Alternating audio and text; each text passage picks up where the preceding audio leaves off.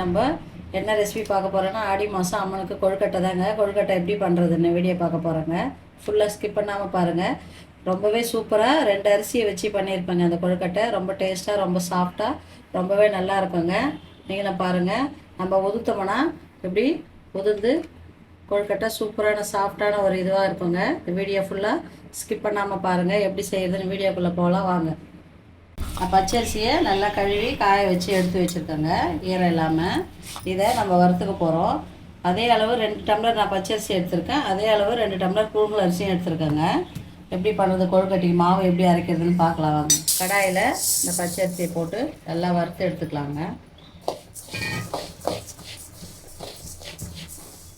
கொஞ்சம் அடுப்பு சிம்மில் வச்சு அவ்வளோவா பொறுமையாக வறுத்து எடுத்துக்கோங்க.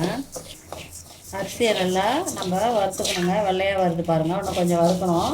நான் ரேஷன் பச்சரிசின்றதுனால நல்லா 3 வாட்டி கழுவிட்டு காய வச்சு இது மாதிரி வறுத்துட்ருக்கேங்க. நீங்கள் பொன்னி அரிசி வேறு ஏதாவது நல்ல பச்சரிசி போடுற மாதிரி தான் கழுவாமே கூட நம்ம துணியில் துடைச்சிட்டு வறுத்து எடுத்துக்கலாங்க. பச்சரிசியை கொழுக்கட்டைக்கு அம்மனுக்கு ஆடி மாதம் கொழுக்கட்டை இப்படி தாங்க செஞ்சு படைப்போம் நாங்கள். அதுதான் இப்போது உங்களுக்கு காமிச்சிட்ருக்கேன். இன்னும் கூட கொஞ்சம் வரணுங்க. இது பச்சரிசி நல்லா வறுந்துருக்கு பாருங்கள். இப்படி தான் வரும்போது நல்லா வெள்ளையாக பொரிஞ்சு வந்திருக்கு. இப்போ இதை நம்ம எடுத்துடலாம். கொட்டி ஆற வச்சுக்கலாங்க. நல்லா ஆறட்டோங்க.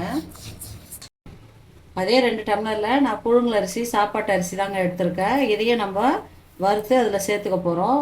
கொழுக்கட்டை பச்சரிசியில் பண்ணுவாங்க. நாங்கள் 2 அரிசியை வச்சு கொழுக்கட்டை பண்ணுவோங்க. ரொம்பவே சாஃப்டாகவும் சூப்பராக இருக்குங்க அந்த கொழுக்கட்டை. அதனால் இந்த அரிசியை கொட்டி இதையும் வறுத்து எடுத்துக்கலாம். சாப்பாட்டு அரிசி எடுத்துருக்கேன், புழுங்கல் அரிசி, வீட்டில் வடிக்கிற சாதம் வடிக்கிற அரிசி. இது ரேஷன் அரிசி இல்லை, வீட்டு அரிசி தான். இதை நல்லா நம்ம வறுத்து எடுத்துக்கோங்க. பொங்கல் அரிசி பார்த்திங்கன்னா நல்லா வறுந்துருக்கு பாருங்கள். அந்த கலர் வரணுங்க, பொரிய அரிசி கலரு. ஆஃப் பண்ணிவிட்டு நம்ம கொட்டிடலாம்.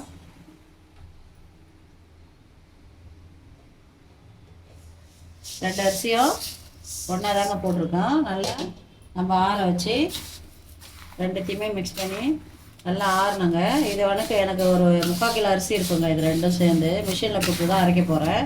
இதெல்லாம் ஆற வச்சுட்டு நம்ம மிஷினில் கொடுத்து நைஸாக அரைச்சிக்கலாங்க. இதை பொங்கல் அரிசியோ இந்த பச்சை அரிசியோ இந்த மாதிரி நீங்கள் ரெடி பண்ணி ஆற வச்சு மிஷினில் கொடுத்து அரைச்சி வச்சிட்டிங்கன்னா இது 1 வாரம் கூட நல்லா இருக்குங்க. வேணுன்னும் போது நம்ம கொழுக்கட்டை ரெடி பண்ணிக்கலாம். வெல்லம் காய்ச்சி ஊற்றி நான் கூழ் ஊற்றுறதுக்கு முன்னாடி 2 நாளைக்கு முன்னாடியே இதை ரெடி பண்ணி வச்சுடுவோங்க. ஏன்னா அந்த வறுத்து வச்ச இந்த அரிசியெல்லாம் மிஷினில் கொடுத்து அரைச்சி எடுத்துகிட்டு வந்தாச்சுங்க. நல்லா நைஸாக. நம்மளால் மிக்சியில் அரைக்க முடியாது, கொஞ்சம் குருணையாக இருக்கும், செட் ஆகாது. நீங்கள் மிஷினில் கொடுத்து அரைச்சிக்கங்க, நல்லாயிருக்கும். இல்லை நைஸாக நல்லா அரைக்கிற மிக்சினாலும் அரைச்சிக்கங்க. 2 பாதியாக பிரித்து வச்சுருக்கேங்க. நான் 3/4 கிலோ அரிசி சொல்லியிருந்தாங்க, 1/2 கிலோ வெல்லம் எடுத்துருக்கேன்.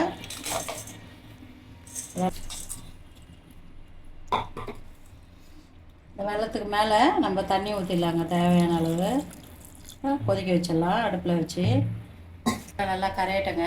மண் இல்லாமல் நம்ம வடிகட்டிப்போம். அதில் நல்லா கரைச்சிட்டோம். வெல்லம் தண்ணியெல்லாம் கரைஞ்சிடுச்சுங்க. நம்ம வடிகட்டிக்கலாம், கல் மண் இல்லாமல் இருக்க.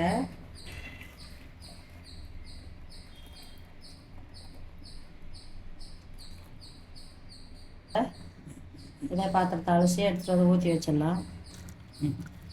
பாத்திரத்தில் மாற்றிக்கலாங்க. இதெல்லாம் கொதிக்கணும். தண்ணி நல்லா வாசனை, நல்லா பாக வாசனை வரணும், அந்தளவுக்கு கொதிக்கணுங்க. இதை அடுப்பில் வச்சிடலாம். இந்த பக்கம் ஒரு கடாயை வச்சுருக்கேங்க. ஒரு 2 ஸ்பூன் நெய் போட்டுக்கலாம். பாருங்கள், 1/2 முடி தேங்காய் நான் பல்லாக எடுத்து வச்சுருக்கேன். இதுதான் உருண்டைக்கு நல்லா இருக்குங்க. இந்த மாதிரி பல்லாக போடும்போது இதை போட்டு நம்ம சும்மா நெய்யில் வறுத்து எடுத்துக்கலாங்க. அது கூடவே ஒரு 20 முந்திரி சின்னதாக உடச்சி வச்சுருக்கேன். எல்லாம் நம்ம போட்டு வறுத்து எடுத்துக்கலாம். இது கூட நீங்கள் வெள்ளை எள்ளு 2 ஸ்பூன் போட்டு வறுத்து போட்டு பண்ணாலும் உண்டை ரொம்ப நல்லா இருக்குங்க. இது மாதிரி நெய்யில் தேங்காய் முந்திரி கூட வெள்ளை எள்ளு 2 ஸ்பூன் போட்டு நீங்கள் வறுத்து போட்டு பண்ணிங்கன்னா நல்லா இருக்குங்க. மாசமாக இருக்கிறதுனால எங்கள் வீட்டில் நான் அந்த எள்ளை போடலை. இப்போ எள்ளு போட்டு பண்ணிங்கன்னா இன்னும் டேஸ்ட் நல்லாயிருக்கும். இதுலேயே நம்ம நல்லா வறுத்து எடுத்துக்கலாங்க. நெய்யில் வாசனை வர அளவுக்கு இந்த அளவுக்கு வறுந்தால் போதும். இதை நம்ம அந்த வெள்ளத்தில் போட்டுடலாம். வெள்ளைப்பாகலையே அந்த முந்திரி தேங்காயெல்லாம் சேர்த்துடலாங்க. ஒரு 5 நிமிஷம் கொதிக்கணுங்க. இது தண்ணி வேலை இந்த தேங்காய் முந்திரி எல்லாம் சேர்ந்து இது கூடவே நம்ம கொஞ்சம் ஏலக்காய் பவுடர் போட்டுடலாம். ஏலக்காய் பவுடர் போட்டுடலாங்க. சர்க்கரையில் போட்டு அரைச்சி வச்சுருக்கேன் நான் ஏலக்காவை போட்டுடலாம். நல்லா கொதிக்கிட்டேங்க. இதெல்லாம் பார்க்கணுன்னு அவசியம் இல்லை. நல்லா அந்த தேங்காயோடு சேர்ந்து கொதிச்சுட்டா போதும், பச்சை வாசனை போடும் வெல்லம். அப்போ ஆஃப் பண்ணிடலாங்க. இந்த ஸ்டேஜில் ஆஃப் பண்ணிவிட்டு மாவில் கொஞ்சம் கொஞ்சமாக இந்த வெள்ளை கரைசலை சேர்த்துக்கலாங்க. அரைச்சிட்டு வந்ததில் கொஞ்சம் மாவு தனியாக எடுத்து வச்சுருக்கேங்க. ஏன்னா ஒரு வேளை தண்ணி அதிகமாகிட்டா போட்டுக்கலாம், வெள்ளம் தண்ணி அதிகமாகிட்டா. இல்லை தண்ணி இருந்தாலும் ஊற்றி இது பண்ணிக்கலாம். நல்லா இந்த மாதிரி நீங்கள் ஊற்றி கொஞ்சம் கொஞ்சமாக மிக்ஸ் பண்ணிக்கோங்க.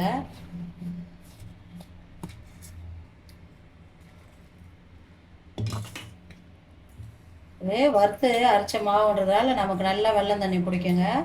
ரொம்பவே சாஃப்டாக கிடைக்கும் உருண்டை, ரொம்ப சூப்பராக இருக்குங்க அந்த உருண்டை கொழுக்கட்டை.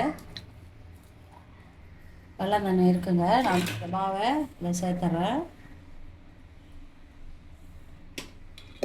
இருக்கிற வெல்லம் தண்ணியெல்லாம் இதில் ஊற்றிடலாம். இருக்கிறதையும் திருப்பியும் எல்லா வெல்லம் தண்ணியும் இதில் சேர்த்துடலாங்க. கரெக்டாக இருக்குது.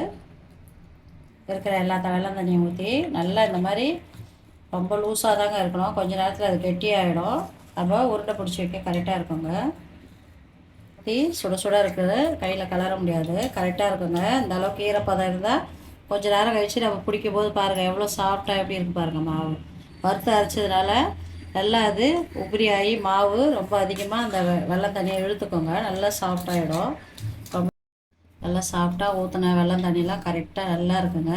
கரெக்டான பதத்தில் இருக்குது. ரொம்ப சூடாக இருந்து இப்போ கொஞ்சம் ஆறி இருக்குது. இந்த டைமில் நம்ம இட்லி பாத்திரத்தை தண்ணி ஊற்றி நான் 2வது தட்டு போட்டு வச்சுருக்கேங்க. இதில் இப்போது உருண்டை பிடிச்சி வச்சிடலாங்க. தேங்காயும் நம்ம பல்லாக போட்டிருக்க அந்த முந்திரியும் ரொம்பவே டேஸ்ட்டாக இருக்குங்க இந்த உருண்டையில் சாப்பிடும்போது, பல்லில் கடிப்படும் போது. உருண்டைக்கு மேலே பிடிச்சாச்சுங்க. இதுக்கு மேலே கொழுக்கட்டை பிடிச்சி வச்சிடலாங்க. எல்லா மாவையும் கொழுக்கட்டையும் வழக்கம் உருண்டையும் பிடிச்சி வச்சாச்சுங்க. அவ்வளோதாங்க. இதை நம்ம மூடி போட்டு ஒரு 10 நிமிஷம் நல்லா வேக வச்சிடணுங்க. மூடி போட்டு அடுப்பில் வச்சிடலாங்க. ஆவி வரும். ஒரு 10 நிமிஷத்தில் நமக்கு உருண்டை ரெடி ஆகிடுங்க. ரொம்ப சாஃப்டாக சூப்பரான கொழுக்கட்டையும் உருண்டையும் நம்ம வச்சு 10 நிமிஷத்துக்கு மேலே ஆகிடுச்சிங்க. கரெக்டாக வெந்திருக்குங்க. அந்த டைமில் பாருங்கள் சூப்பராக ரெடி ஆகிடுச்சிங்க. நல்லா ஃபுல்லாக வந்து நல்லா இருக்குங்க உருண்டை கொழுக்கட்டையும் வழக்கம்.